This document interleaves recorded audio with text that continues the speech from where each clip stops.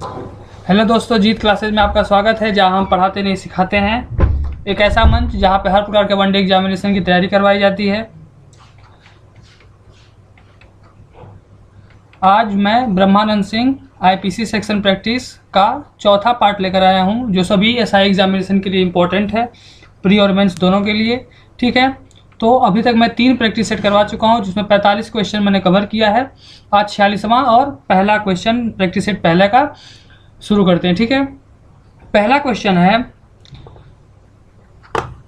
कुल्हाड़ी से काम कर रहा है, कुल्हाड़ी का फल उसमें से उछल जाता है और निकट खड़ा हुआ व्यक्ति उससे मारा जाता है। क दोषी होगा? ऑप्शन ए हत्या का, ऑप्शन बी गंभीर उपहति का, ऑप्शन सी आपराधिक मानववध का जो हत्या नहीं है, ऑप्शन डी कोई अपराध नहीं। ठीक है, तो ध्यान से देखिए, यहाँ पे वो न उसका कोई आशय था, न ही उसने कुछ ऐसा किया, यानी वो पहले से उसका आशा तो कुछ था नहीं, न ही उसका कोई इंटेंशन था और न ही वो ऐसा करना चाहता था। ठीक है, तो यहाँ पे हत्या तो है नहीं। गंभीर उपहति, चोट तो उसने जानबूझ के उसे मारा नहीं था, तो गंभीर उपहति का भी सवाल नहीं है। आपराधिक मानववध मतलब हत्या तो है नहीं, तो इसका आंसर होगा कोई अपराध नहीं। ठीक है, उसने कोई अपराध नहीं किया, क्योंकि वो गलती से उसके बाय मिस्टेक वो फल जाके उसके मतलब जो भी कुल्हाड़ी से निकला और जाके निकट जो व्यक्ति खड़ा था वो मारा जाता है। तो यहाँ पे क किसी भी चीज़ के लिए दोषी नहीं होगा। ठीक है, चलते हैं अगले क्वेश्चन पे। अगला क्वेश्चन है, भारतीय दंड संहिता की धारा 499 में वर्णित किया गया है। ए मानहानि, बी मानहानि के लिए दंड, सी क्रूरता, डी आपराधिक प्रयत्न। आंसर है आपका मानहानि। धारा 499 में मानहानि के बारे में बात किया गया है। ठीक है, मानहानि जो है ये धारा 499 बात करता है मानहानि के लिए। ठीक है, और मानहानि कहता है कि जो कोई बोले गए या पढ़े जाने के लिए आशयित शब्दों द्वारा या संकेतों द्वारा या दृश्य रूपणों द्वारा किसी व्यक्ति के बारे में कोई लांछन इस आशय से लगाता या प्रकाशित करता है कि ऐसे लांछन से ऐसे व्यक्ति की ख्याति या अपहानि की जाए, या यह जानते हुए या विश्वास करने का कारण रखते हुए लगाता या प्रकाशित करता है कि ऐसे लांछन से ऐसे व्यक्ति की ख्याति की अपहानि होगी, तस्मीन पश्चात अपवादित दशाओं के सिवाय उसके बारे में कहा जाता है वो उस व्यक्ति की मानहानि करता है। मतलब अगर मान लीजिए बीच मार्केट में, बीच बाजार में अगर कोई व्यक्ति किसी के बारे में उल्टा सीधा बोलता है या उसके बारे में कोई लांछन लगाता है, और अगर वह लांछन कारणवश, मतलब अगर वो लांछन अगर उसके पास उसके बारे में कुछ सबूत है और वो जो बात कह रहा है वो सही है, तो वह उसका मतलब अगर वो सही है तो ठीक है, कोई बात नहीं, तो फिर मानहानि का दावा नहीं होगा। लेकिन अगर वो उसके बारे में गलत बात करता है और वो ऐसा बिना किसी सबूत के करता है, तो फिर वो उसकी मानहानि करता है, और वो धारा 499 के अंतर्गत उस पर केस चलाया जा सकता है। ठीक है, और धारा 500 में मानहानि के लिए दंड का प्रावधान किया गया है। ठीक है, अब चलते हैं अगले क्वेश्चन पे। अगला क्वेश्चन है, लॉर्ड मैकाले किस विधि के अध्यक्ष थे? Option A first, option B second, option C third, option D इसमें से कोई नहीं। तो देखिए, लॉर्ड मैकाले जो थे वो पहले यानी कि प्रथम, आंसर होगा ए, प्रथम विधि आयोग के अध्यक्ष थे। ठीक है, इसके बाद चलते हैं अगले क्वेश्चन पे। अगला क्वेश्चन है, साधारण चोट का दंड संहिता के किस आधार में है? साधारण चोट, देखिए ऑप्शन ए धारा 319, बी धारा 323, सी धारा 320, डी धारा 225। आंसर है आपका बी धारा 323। धारा 323 कहता है कि इसमें साधारण चोट के लिए दंड का प्रावधान है, जिसमें 1 वर्ष का कारावास और 1000 तक की फाइन या दोनों हो सकते हैं। ठीक है, धारा 319 जो है यह उपहति यानी साधारण चोट के बारे में बात करता है, धारा 320 घोर उपहति के बारे में बात करता है, और धारा 225 किसी अन्य व्यक्ति के विधि के अनुसार पकड़े जाने में प्रतिरोध या बाधा के बारे में बात करता है। ठीक है, चलते हैं अगले क्वेश्चन पे। अगला क्वेश्चन है, भारतीय दंड संहिता 1860 के प्रारूप को तैयार करने वाले व्यक्ति का नाम बताइए। Option A Lord Macaulay, option B Lord Curzon, option C Motilal Nehru, option D Lord Minto. ठीक है, तो आंसर है आपका ए लॉर्ड मैकाले, जो लॉर्ड मैकाले थे उनके समय में आईपीसी की धारा 1827 का जो प्रारूप था, जो फॉर्मेट था, वो तैयार किया गया था। लॉर्ड कर्जन आपको पता है 1905 में बंगाल विभाजन में, मतलब उस समय 1905 के समय में ये वायसराय थे भारत के। और मोतीलाल नेहरू आपको पता ही होगा, नेहरू रिपोर्ट उन्होंने पेश की थी, और मोतीलाल नेहरू कोई वायसराय भारत के थे नहीं। लॉर्ड मार्ले मिंटो जो रिपोर्ट था उसके लिए इम्पोर्टेंट है, ठीक है। मार्ले मिंटो जो अधिनियम आया था भारत में, उसके लिए लॉर्ड मिंटो है, ठीक है। अगले क्वेश्चन पे चलते हैं। अगला क्वेश्चन है, चलिए बढ़ते हैं अगले क्वेश्चन पे। अगला क्वेश्चन है, भारतीय दंड संहिता में सामान्य आशय को कौन सी धारा में परिभाषित किया गया? ऑप्शन ए धारा 33, ऑप्शन बी धारा 34, ऑप्शन सी धारा 35, ऑप्शन डी धारा 141। आंसर है आपका धारा 34।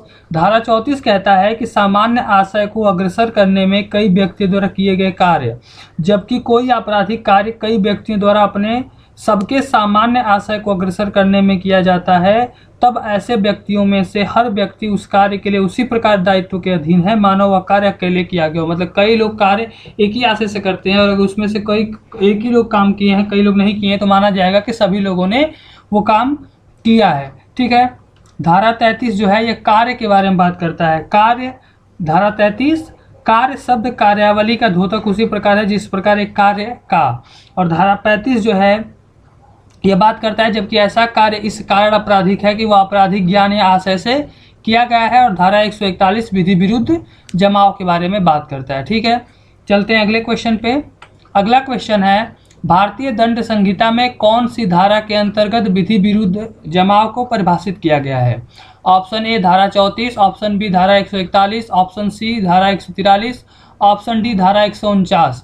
आंसर है आपका बी धारा 141। धारा 141 कहता है, विधि विरुद्ध जमाव के बारे में बात करता है। धारा 141 कहता है कि 5 या अधिक व्यक्तियों का जमाव, मतलब 5 या 5 से अधिक लोग जमाव करते हैं, जो विधि विरुद्ध जमाव कहा जाता है, यदि उन व्यक्तियों का जिनसे वह जमाव गठित हुआ है उसका सामान्य उद्देश्य हो। पहला, अगर केंद्रीय सरकार या किसी राज्य सरकार या संसद या किसी राज्य के विधानमंडल को या किसी लोक सेवक, अगर इन सब के मतलब आपराधिक बल द्वारा या आपराधिक बल के प्रदर्शन द्वारा आतंकित करना हो, अथवा किसी विधि या किसी वैध आदेशिका के निष्पादन का प्रतिरोध करना हो, अथवा किसी रिष्टि या आपराधिक अत्याचार या अन्य अपराध करना हो, अगर इन सब के बारे में टोटल 5 प्रकार हैं, अगर पांचों में से किसी एक के खिलाफ अगर कोई जमाव होता है तो उसे आपराधिक, उसे विधि विरुद्ध जमाव कहा जाएगा, ठीक है। धारा 34 हमने बता दिया है, असामान्य आशय के बारे में बात करता है। धारा 143 धारा 143 दंड के बारे में बात करता है, विधि विरुद्ध में जमाव का जो के दंड के बारे में बात करता है। उसमें अगर कोई सदस्य का विधि विरुद्ध जमाव का है तो उसे 6 महीने का कारावास और सजा या दोनों और फाइन दोनों हो सकता है।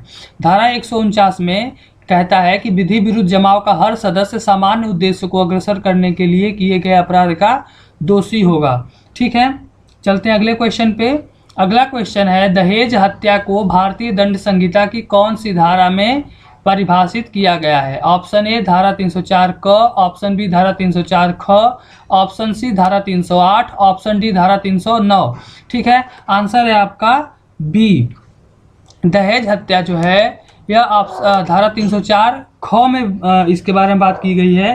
धारा 304 ख कहता है कि जहां किसी स्त्री की मृत्यु किसी दाह या शारीरिक क्षति द्वारा कारित की जाती है या उसके विवाह के 7 वर्ष के भीतर अगर सामान्य परिस्थितियों से अन्यथा हो जाती है और यह दर्शित किया जाता है कि उसकी मृत्यु के कुछ पूर्व उसके पति ने या उसके पति के किसी नातेदार ने दहेज की किसी मांग के लिए या उसके संबंध में उसके साथ क्रूरता की थी या उसे तंग किया गया था, वहां ऐसी मृत्यु को दहेज मृत्यु कहा जाता है, ठीक है। और दहेज मृत्यु होगी अगर ऐसा कुछ भी होता है तो इसमें कारावास जो है वो 7 वर्ष से कम नहीं होगा और मैक्सिमम आजीवन कारावास हो सकता है, से दंडित किया जाएगा, ठीक है। धारा 304 का जो कहता है वो कहता है उपेक्षा द्वारा मृत्यु कारित करना। धारा 308 जो है आपराधिक मानववध करने का प्रयत्न, और धारा 9 आत्महत्या करने का प्रयत्न, ठीक है। अब चलते हैं अगले क्वेश्चन पे। अगला क्वेश्चन है, दंड कितने प्रकार के होते हैं? ऑप्शन ए मृत्यु, ऑप्शन बी आजीवन कठोर तथा साधारण कारावास, ऑप्शन सी संपत्ति की जब्ती एवं जुर्माना, ऑप्शन डी उपरोक्त सभी। ठीक है, अब इसको ध्यान से मतलब इसमें देखेंगे तो दंड जो है यह इनमें से सभी प्रकार के हो सकते हैं। ठीक है, तो ऑप्शन है आपका, आंसर है आपका डी, उपरोक्त सभी। ठीक है, दंड जो है वो 6 प्रकार के हैं। पहला मृत्यु, दूसरा आजीवन कारावास, तीसरा जो था दंड दास्ता मतलब कठोर काम करवाने, कठोर मतलब अगर काम करवा के कोई मतलब सजा दिया जाता था, जिसे अधिनियम 17 से अधिनियम संख्या 17 से सन 1949 में इसे रिपील कर दिया गया, निकाल दिया गया। चौथा जो है कारावास 2 प्रकार का होता है, कठोर एवं सादा कारावास। पांचवा संपत्ति का संपहरण, और छठवां जो है वो जुर्माना के बारे में बात करता है। ठीक है, चलते हैं अगले क्वेश्चन पे। अगला क्वेश्चन है, भारतीय दंड संहिता के अंतर्गत निम्नलिखित में से कौन सा दंड प्रचलित नहीं है? ऑप्शन ए मृत्युदंड, ऑप्शन बी निर्वासन, ऑप्शन सी साधारण कारावास और कठोर कारावास, ऑप्शन डी आजीवन कारावास। ठीक है, अगर आप सेक्शन 53 देखेंगे आईपीसी का, तो उसमें दंड के बारे में बताया गया है, और दंड में 6 प्रकार के दंड के बारे में बात करता है, जिसमें निर्वासन नहीं है। तो आंसर है आपका बी, निर्वासन जो है वो दंड का प्रकार नहीं है और यह प्रचलित भारत में नहीं है। ठीक है, चलते हैं अगले क्वेश्चन पे। अगला क्वेश्चन है, कितनी आयु के बालक का कोई आपराधिक दायित्व नहीं होता है? ऑप्शन ए 10 वर्ष से कम, ऑप्शन बी 6 वर्ष से कम, ऑप्शन सी 12 वर्ष से कम, ऑप्शन डी 7 वर्ष से कम। अगर कोई बच्चा है, इसका आंसर है आपका डी, 7 वर्ष से कम। अगर 7 वर्ष से कम कोई बच्चा है तो उसकी कोई भी आपराधिक दायित्व नहीं होता है और उसके खिलाफ कोई भी एविडेंस एक्सेप्ट नहीं किया जाएगा, यह इंडियन एविडेंस एक्ट कहता है। ठीक है, चलते अगले क्वेश्चन पे। अगला क्वेश्चन है, भारतीय दंड संहिता में किस अपराध को करने के प्रयत्न को अपराध माना गया है? हत्या, आपराधिक मानववध, आत्महत्या, ये सभी। आंसर है डी, ये सभी। हत्या, आपराधिक मानववध और आत्महत्या तीनों को करने पर प्रयत्न में अपराध माना गया है। अगर हत्या करने का प्रयत्न जो है वह हत्या 300, आपराधिक मानववध 299 और आत्महत्या 309, और तीनों ही अगर कोई करने का प्रयास करता है तो उसे अपराध माना गया है। चलिए बढ़ते हैं अगले क्वेश्चन पे। अगला क्वेश्चन है, भारतीय दंड संहिता के अंतर्गत राजद्रोह को किस धारा में परिभाषित किया गया है? ऑप्शन ए धारा 124, ऑप्शन बी धारा 124 क, ऑप्शन सी धारा 120 क, ऑप्शन डी धारा 124।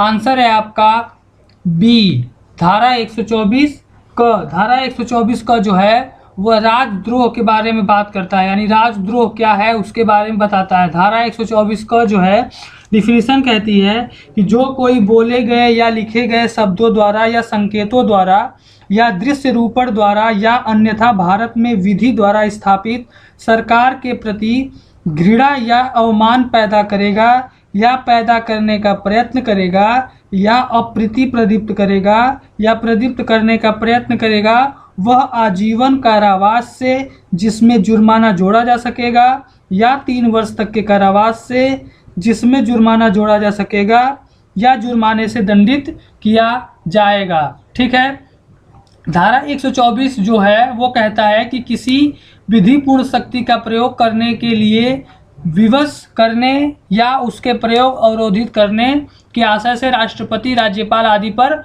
हमला, धारा 120 का कहता है। धारा 120 जो है वह आपराधिक षड्यंत्र की परिभाषा के बारे में बात करता है। ठीक है, चलते हैं अगले क्वेश्चन पे।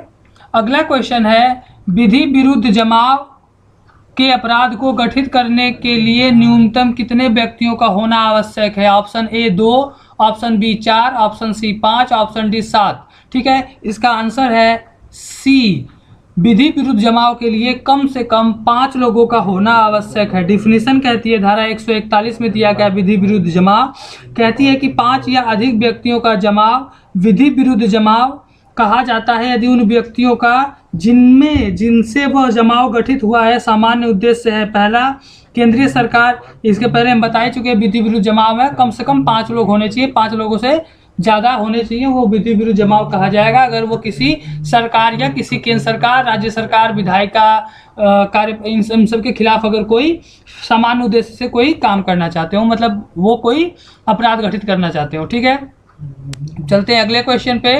अगला क्वेश्चन है आपराधिक मानववध हत्या नहीं है यदि कारित किया जाए। पहला, गंभीर तथा अचानक प्रकोपन, पागलपन, गुस्सा, किशोरावस्था और नव युवावस्था। ठीक है, आंसर है आपका ए, गंभीर तथा अचानक प्रकोपन में किया गया मानववध, कल्पेबल होमिसाइड धारा 299, आपराधिक मानववध हत्या नहीं है। ठीक है, यह आपराधिक मानववध में आएगा, यानी 299 कल्पेबल होमिसाइड के अंतर्गत आएगा।